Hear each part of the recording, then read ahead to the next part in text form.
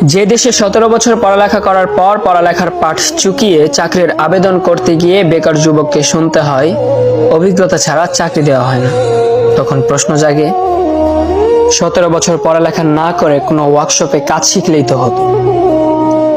যে দেশে পাশ করার 4 বছরের মধ্যে বিয়ে করতে গেলে পাত্রীর মা প্রতিষ্ঠিত পাত্রের দোহাই দিয়ে বিদায় করে দেয়, তখনও প্রশ্ন আসে 17 বছর পড়ালেখা না করে ব্যবসার চিন্তা করলেই তো হতো, কারি কারি টাকা থাকতো। এ দেশে সার্টিফিকেট আর 2 টাকা পুরনো নোটের মধ্যে আদৌ কি কোনো পার্থক্য থাকছে?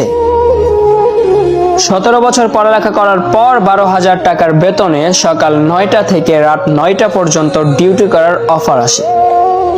তাহলে নামের আগে গ্র্যাজুয়েট, ইঞ্জিনিয়ার এসবের কি দরকার?